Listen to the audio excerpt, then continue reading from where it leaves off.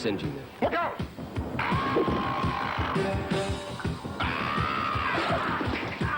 The 1980s gave us Star Wars sequels, Terminator, Aliens, and Back to the Future. You already know those films. Everybody does. But here is what nobody talks about. For every blockbuster that dominated the decade, there were dozens of brilliant sci-fi films that opened in near-empty theaters, disappeared from video store shelves within months, and were practically erased from pop culture history. And the wildest part is that many of these films are not just good for their era. They hold up right now, today, in 2026, better than half the sci-fi being released in theaters this year. Yet somehow, almost nobody has seen them. These are 15 most ignored sci-fi films from the 1980s that absolutely deserve your attention. Let us know in the comments how many of these you've seen. Number 15.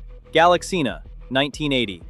In 1980, a 20-year-old Canadian model named Dorothy Stratton was on the verge of becoming one of Hollywood's biggest new stars. She had just been crowned Playboy's Playmate of the Year, a title that came with $200,000 in cash and gifts. Hugh Hefner himself was championing her career, connecting her with professional managers, and landing her guest spots on Fantasy Island and Buck Rogers in the 25th Century. And then she got the call to lead her very first movie.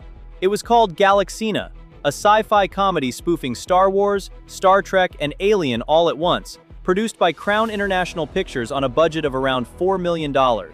And here's the thing. Director William Sachs originally planned to shoot the entire film in 20 days. Bad weather destroyed that timeline, knocking out several sets and forcing the producers to cut scenes just to stay on schedule. Sachs later admitted that the cuts actually made the movie slower, not faster, because key transitional scenes were lost. Okay, then let's beat the crap out of the old bastard. Behind the camera, the film had serious talent. Dean Cundey served as director of photography and gave the film a surprisingly haunting, haze-filled visual quality that its script never earned. But Galaxina's real legacy has nothing to do with its jokes or its spaceship models.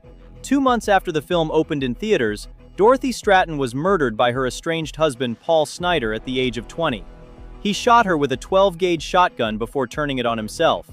Crown International quietly downplayed Stratton's role in its promotional materials after her death, and the film drifted into obscurity. Today, Galaxina exists as a strange, melancholy time capsule. Number 14. The Hidden, 1987. 2 years before Kyle MacLachlan walked into the town of Twin Peaks as FBI Special Agent Dale Cooper and changed television forever, he played an eerily similar role in a film that almost nobody saw. The Hidden was released by New Line Cinema on October 30th, 1987, and it opened on 1,045 screens across the country. It earned just $2.5 million in its opening weekend, and finished its theatrical run with roughly $9.7 million worldwide against a $5 million budget. A modest profit by any measure, but nowhere near enough to keep it in the public conversation. Which is a tragedy, because this film is one of the tightest, most inventive sci-fi action movies of the entire decade. The premise is deceptively simple. Ordinary, law-abiding citizens in Los Angeles suddenly begin going on violent crime sprees, stealing Ferraris, robbing banks, and murdering people without any apparent motive. Behind the scenes, writer Jim Kauf originally wanted to direct the film himself, but New Line refused, and he lost interest in doing any further rewrites.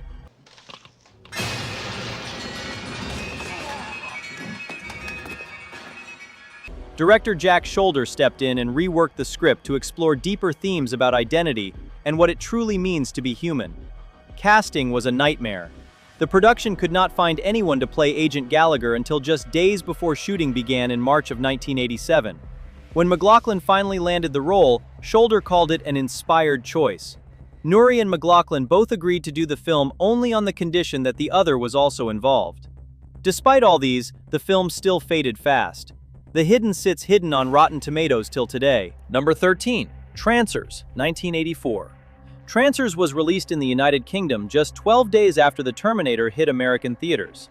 Both films feature a hard-boiled figure from a dystopian future who travels back in time to hunt a dangerous target in modern-day Los Angeles.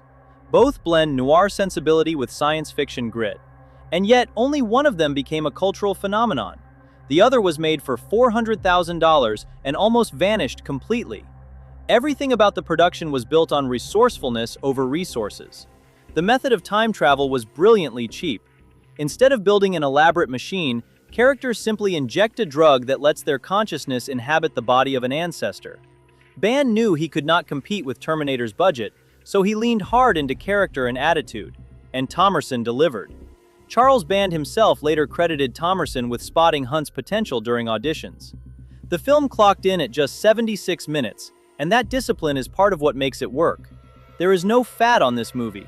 Every scene pushes the story forward, every joke lands with deadpan precision, and the time-slowing watch gimmick, where 1 second stretches into 10, predates the bullet time effects in The Matrix by 15 years. Of course, sometimes they find me first. Despite all these, Trancers received almost no theatrical distribution in the United States. It was described as virtually unseen outside of Los Angeles despite positive reviews. Number 12. Runaway, 1984. Michael Crichton created Westworld. He wrote Jurassic Park. He built one of the most successful creative careers in American entertainment history by asking a single question over and over again. What happens when the technology we build turns against us? In 1984, he asked that question one more time with a film called Runaway. He wrote it, he directed it, he cast Tom Selleck in the lead role. He hired legendary composer Jerry Goldsmith, who delivered his first ever all-electronic score. And the studio positioned the whole thing as the year's major science fiction event, backed by an $8 million budget and a massive marketing campaign. On paper, this should have worked by every standard. Sadly, it did not.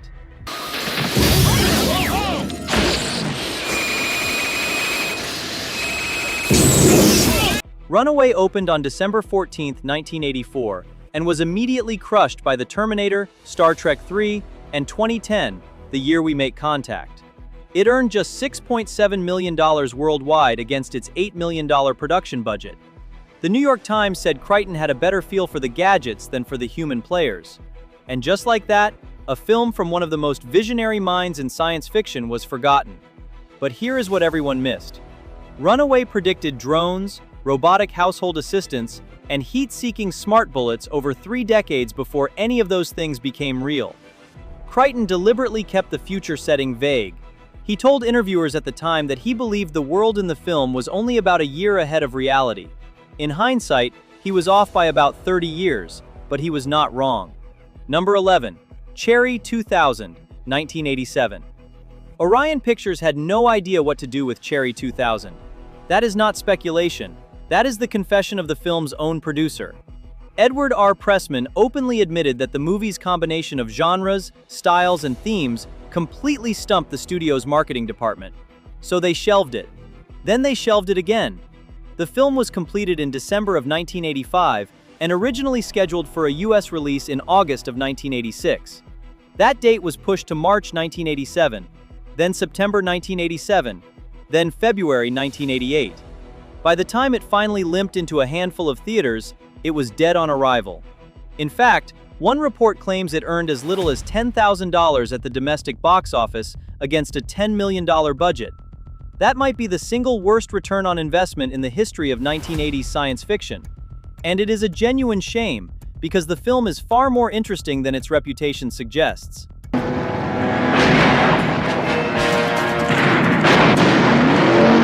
Behind the scenes, the screenplay was written by a young Michael Almereyda.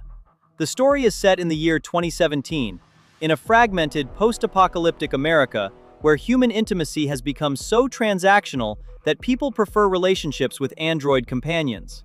Johnson was played by Melanie Griffith, 2 years before Working Girl made her a household name. She later called Cherry 2000 her least favorite movie, but her performance is the reason anyone remembers it. The supporting cast is absurdly stacked. Lawrence Fishburne appears in an early role. Tim Thomerson plays a Hawaiian shirt-wearing desert despot. Brian James and Robert Zadar fill out the rogues gallery, and Basil Polidorus composed the music. All of that talent, and Cherry 2000 was buried because nobody could figure out which shelf to put it on. Number 10. The Quiet Earth, 1985. The Quiet Earth was directed by Geoff Murphy, one of New Zealand's most important filmmakers at the time. The premise is devastatingly simple. A scientist named Zach Hobson wakes up one morning and discovers that every other human being on the planet has vanished. Behind the scenes, Murphy and his crew were so committed to maintaining the illusion of an empty world that the assistant director spent every single take staring at the background of the shot to make sure no living person or vehicle accidentally wandered into frame. The entire soundtrack was redubbed in the studio to remove every trace of everyday ambient sound. Enough for people like me without trying to explain to people like you. People like what? Will you listen to that? For the first 30 minutes of the film, Bruno Lawrence is entirely alone on screen, and his performance during that stretch is one of the most compelling pieces of acting in any science fiction film from the decade. He spirals from confusion to rage to greed to full-blown megalomania, dressing himself in a woman's slip, giving press conferences to cardboard cutouts of world leaders, and pointing a shotgun at a statue of Christ inside a church. It is darkly funny and deeply unsettling at the same time. Number 9. Night of the Comet, 1984. Night of the Comet was written and directed by Tom Eberhardt, and from the very beginning, the production was a total chaos. Eberhardt had trouble convincing Atlantic Releasing Corporation to let him direct his own script. They only relented because they were looking to immediately invest $700,000 to capitalize on the success of their 1983 hit Valley Girl. Behind the scenes, the producers, Andrew Lane and Wayne Crawford, clashed with Eberhardt constantly during filming. He later said they did not understand the film and resented being assigned to what they considered a low-budget B-movie. It was so intense that early in production, they actually tried to have him replaced. The plot is beautifully absurd. To create the illusion of an empty Los Angeles on a tiny budget, the crew had traffic held at red lights and released at calculated intervals to clear the frame.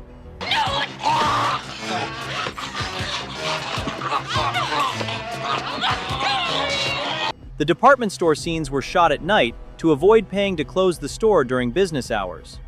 Night of the Comet opened and earned $3.5 million in its first weekend.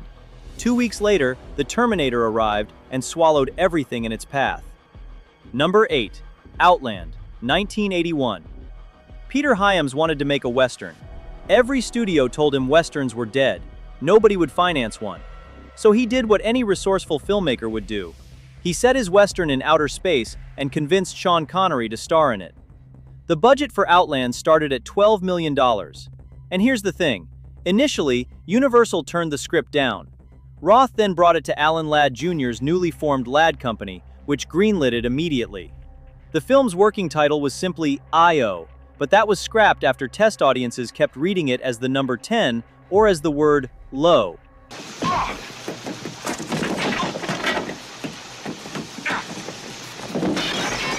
Principal photography on miniatures began in May 1980, with actors joining in June. On set, production designer Philip Harrison built a mining colony on Jupiter's moon Io, so convincing that it pioneered an early visual effects technique called introvision, blending live actors with miniature sets directly inside the camera lens instead of relying on simple blue screen tricks. The schedule ran long enough that Connery had to drop out of an extended cameo in Chariots of Fire. Outland opened reasonably well in major cities, but performed poorly in smaller markets. It earned just $17 million against a production budget that had ballooned to around $18 million. Not a disaster, but not enough to matter. Number 7. The Stuff, 1985. Larry Cohen once bribed a security guard to gain access to the Chrysler Building so he could film scenes for a monster movie without a permit. That is the kind of filmmaker who made The Stuff. The original budget was $10 million with actress Linda Evans attached to star.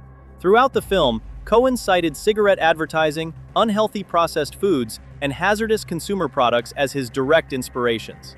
He wanted to make a film about how corporations will sell you something that kills you as long as the profit margins hold up.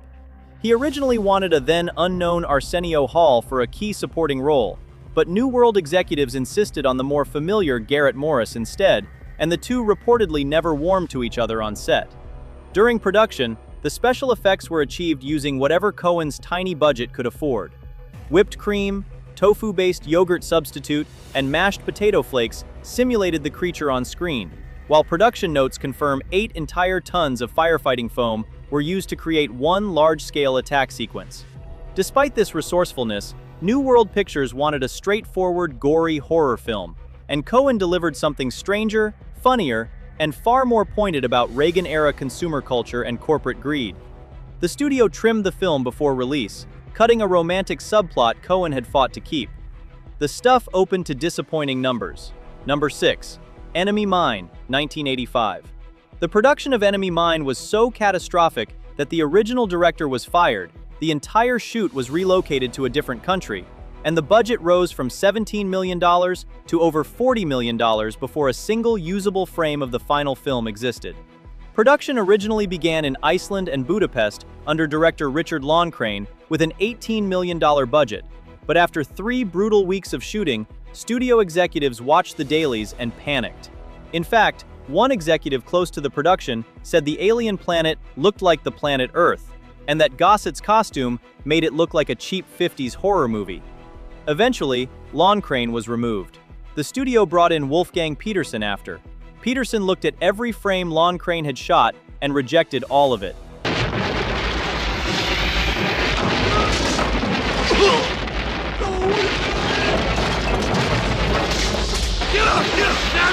He moved the entire production from Budapest to Munich, rebuilding sets in the same studio where he had filmed Das Boot. The studio also insisted on adding a subplot involving a slave mine, reportedly because executives were afraid audiences would not realize the word mine in the title was a possessive and not a noun. By the time Enemy Mine reached theaters, it earned just $12.3 million at the worldwide box office. Number 5. Altered States, 1980. Altered States should not have existed, but it does, and it is one of the most visually audacious science fiction films ever made. The project began with Paddy Chayefsky, one of the most celebrated screenwriters in Hollywood history. After winning his 3rd Oscar in 1976, Chayefsky retreated to write his only novel. Instead, he adapted the novel into a screenplay and was granted full creative control by the studio. The budget was $15 million. The original director was Arthur Penn, but during rehearsals, Penn and Chayefsky clashed so badly that Penn walked off the project. Behind the scenes, Dick Smith was brought in to create the body horror transformation sequences. His team designed inflatable air bladders, foam latex prosthetics, and elaborate rigs that frequently malfunctioned on set.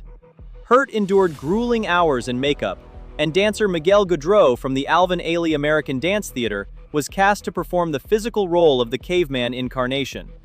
When Altered States opened, it grossed just $19.9 million. It was never a blockbuster, and its refusal to fit neatly into any genre made it nearly impossible to market. Number 4. The Last Starfighter, 1984. The Last Starfighter was released on July 13, 1984, and it became one of the earliest films in cinema history to use extensive photorealistic CGI to depict its starships, environments, and battle sequences. Each frame of animation contained an average of 250,000 polygons at a resolution of 3,000 by 5,000 pixels. The effects cost roughly $3 million total, or about $2,000 per second of footage. That was considered revolutionary.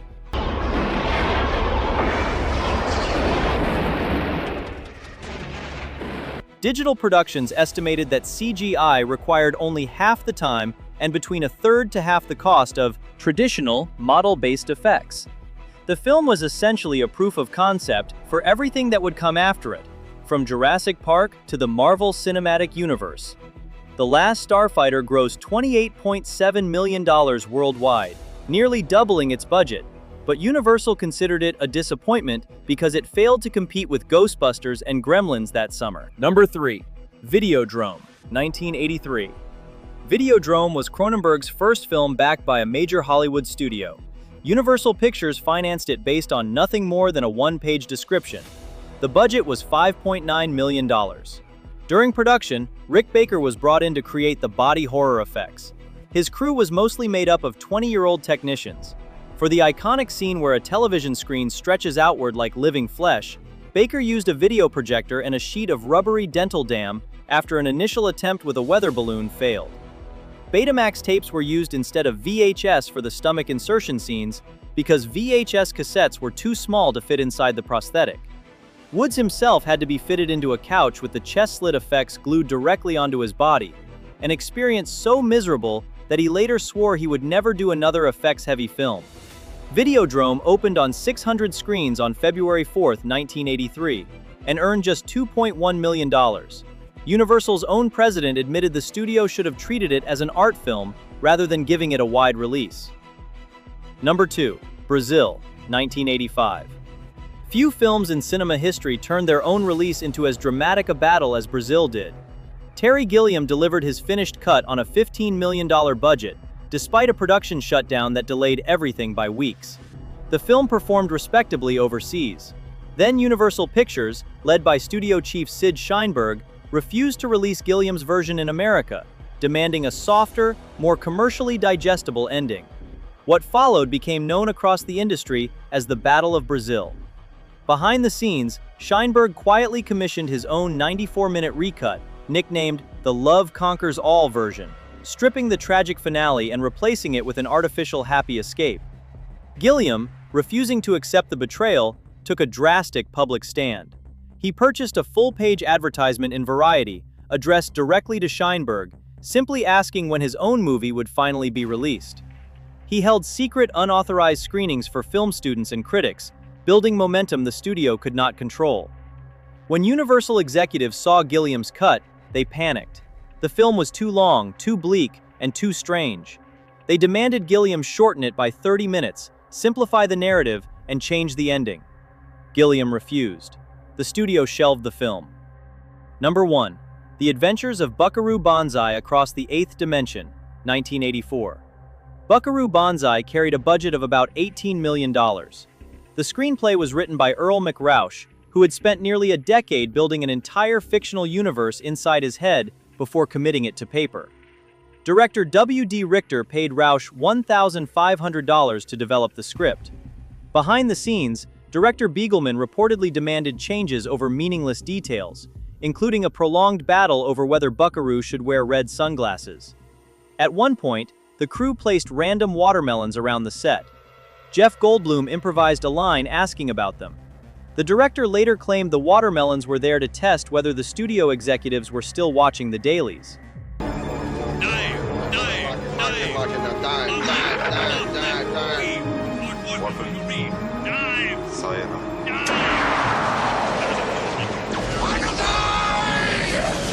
The cast was astonishing. Weller, John Lithgow, Jeff Goldblum, Ellen Barkin, Christopher Lloyd, Clancy Brown, Dan Hedaya, Vincent Schiavelli, and Jonathan Banks all appear in the same movie. Lithgow's performance as the unhinged villain Lord John Wharfen is one of the most committed pieces of comedic acting of the decade. When Buckaroo Banzai opened, it earned $620,279 in its opening weekend and finished its run with just $6.2 million. 20th Century Fox was reportedly ready to scrap it entirely and write it off as a total loss before critics intervened with enthusiastic reviews that kept the film opening in new markets through November. If even one of these films was new to you, do yourself a favor and watch it this week. You will not be disappointed. And if you made it all the way to the end of this video, hit that subscribe button, because we have a lot more where this came from. We will see you in the next one.